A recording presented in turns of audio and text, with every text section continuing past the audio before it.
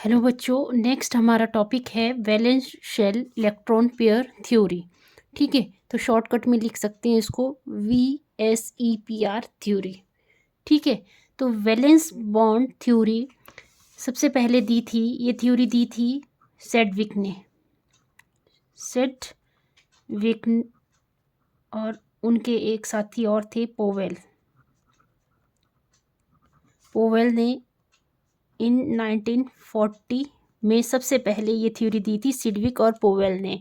और इसको फर्दर जो इम्प्रूव किया, फर्दर इम्प्रूव्ड जो किया इस थ्योरी को, वो किया था होलम एंड गिलस्पी इन 1957। ठीक है, तो ये valence shell electron pair repulsion theory सबसे पहले दी थी सिडविक और पोवेल ने इन 1940 को, और फर्दर इसको इम्प्रूव किया गया। जो साइंटिस्ट थे वो थे नाइहोम एंड गिलस्पी। 1957 में उन्होंने इस थ्योरी को और इम्प्रूव किया। और ये थ्योरी क्या बताती है? ये थ्योरी हमें बताती है shape of the molecule. It tells the shape of molecule. Shape of molecule in which the atoms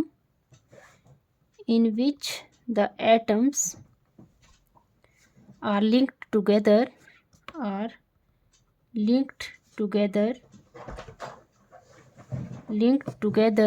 by covalent bond only.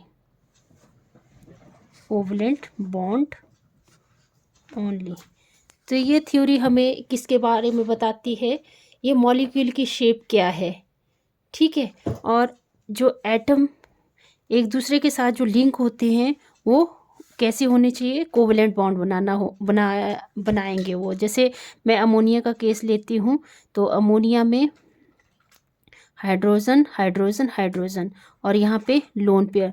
ये डिपेंड तो कर रहे हैं कि इसमें जैसे यहाँ पे क्या बन रहे हैं, सिर्फ बॉन्ड पेयर बन रहे हैं। मतलब जो बॉन्ड पेयर मतलब यहाँ कोवलेंट बॉन्ड बना रहे हैं ये हाइड्रोजन, और यहाँ पे नाइट्रोजन या क्या कर रहे हैं, शेयरिंग कर रहे हैं इलेक्ट्रॉन की, और इलेक्ट्रॉन की शेयरिंग की वजह से यहाँ पे कोवलेंट बॉन्ड डेवलप हो रहा है। तो ये जो कोवलेंट बॉन्ड है ये बताता है मॉलिक्यूल की शेप क्या है। ठीक है, ओके। फिर है इसकी मेन फीचर्स, बहुत इम्पॉर्टेंट है ये main feature of valence shell electron pair repulsion theory. ठीक है, valence shell electron pair repulsion theory के तो मेन फीचर्स सबसे पहले तो है कि ये क्या बताता है? Shape of molecule. The shape of molecule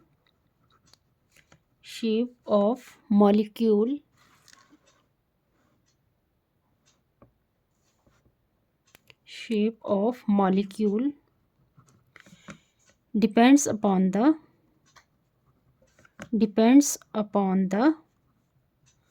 number of electron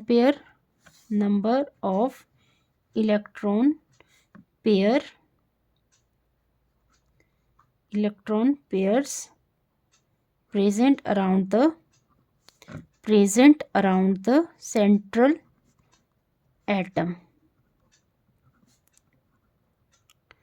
तो ये जो मॉलिक्यूल का शेप है, जैसे ये मॉलिक्यूल है, इसकी शेप किसके ऊपर डिपेंड कर रही है? ये इलेक्ट्रॉन पेयर के ऊपर क्या कर रही है? डिपेंड कर रही है। जो सेंट्रल मेटल एटम यहाँ पे नाइट्रोजन है, तो इसके अराउंड जितने भी इलेक्ट्रॉन पेयर है उसके ऊपर ज्योमेट्री जो है वो डिपेंड कर रही है, चाहे वो बॉन्डेड है चाहे नॉन बॉन्डेड है। पर जो शेप है मॉलिक्यूल की वो हमेशा किस में ली जाती है? जो बॉन्ड पेयर है वही इसमें काउंट किए जाते हैं। ठीक है, लोन पेयर इसमें काउंट नहीं होते। मतलब इसको लोन पेयर इसको देखते नहीं, हम सिर्फ बॉन्ड पेयर को देखते हैं। और बॉन्ड पेयर जो बना रहे हैं इलेक्ट्रॉन, वो बताते हैं हमें शेप क्या है। जैसे इसको देखें हम, नाइट्रोजन को अगर हम इसके लोन पेयर को छिपा दें, तो जो ये बॉन्ड पेयर बन रहे हैं वो बता रहे हैं इसकी शेप को कि क्या शेप है इसकी, पिरामिडल की शेप है। ठीक है। दूसरा दूसरा मेन फीचर क्या है इसका, जो इलेक्ट्रॉन पेयर हैं, electron pairs around the central atom, around the central atom tends to repel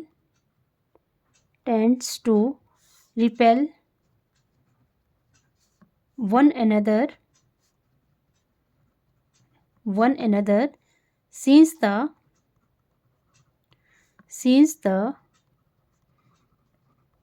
electron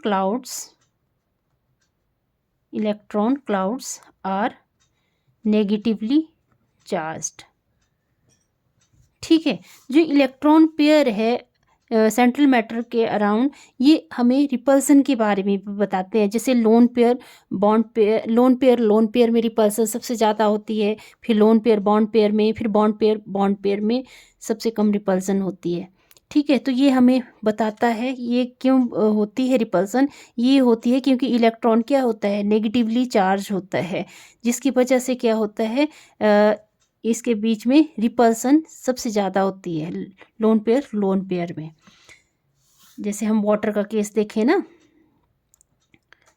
यहाँ पे H और दो लोन पेयर बना देते हैं, तो इनके बीच में क्या होगी, रिपल्सन बहुत ज़्यादा होगी। ठीक है। एक जैसी चीज़ें होती है उसमें ज़्यादा रिपल्सन होती है, और अपोजिट चीज़ों में क्या होती है, अट्रैक्शन होती है। तो वैसे सेम केस यहाँ पे ऑब्जर्व किया साइंटिस्ट लोगों ने, और यहाँ कंक्लूज़न निकाला कि जो लोन पेयर है, और क्या ऑर्डर बनाया, the order of repulsive interaction of electron pair, the order of repulsive interaction of electron pairs। so सबसे ज़्यादा रिपल्सन होती है लोन पेयर में। ठीक है। लोन पेयर में सबसे ज़्यादा इंटरेक्शन होती है, रिपल्सन होती है। उसके बाद लोन पेयर बॉन्ड पेयर में, और सबसे कम होती है बॉन्ड पेयर में रिपल्सन। ठीक है। तो ये ऑर्डर बनाया, और इसी ऑर्डर पे जितनी भी ज्योमेट्री है, जितनी भी शेप है मॉलिक्यूल की, वो हम डिटरमाइन कर सकते हैं। ठीक है। और चौथा बहुत इम्पॉर्टेंट केस है, if lone pair is not zero, if lone pair is not zero, the geometry and shape is,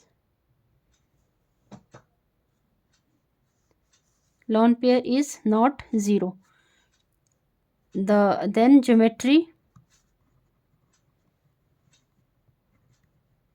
and shape is different। But if the lone pair is zero, बहुत important है ये, if lone pair is zero, then geometry and shape are same, then geometry and shape are same। बोलने का मतलब है, अगर lone pair zero होंगे तो जो शेप है वही ज्योमेट्री होगी। ठीक है। बट अगर लोन पेयर ज़ीरो नहीं हुए, लोन पेयर अगर ज़ीरो हुए तो उस शेप ही ज्योमेट्री है। अगर लोन पेयर ज़ीरो नहीं हुए तो शेप और ज्योमेट्री भी क्या होगी, डिफरेंट, मतलब एक जैसी नहीं होगी। ठीक है। तो आई होप आपको ये समझ आया होगा। अगर समझ आया तो प्लीज़ वीडियो को लाइक करें, शेयर करें, सब्सक्राइब करें चैनल को ज़्यादा से ज़्यादा। Thank you.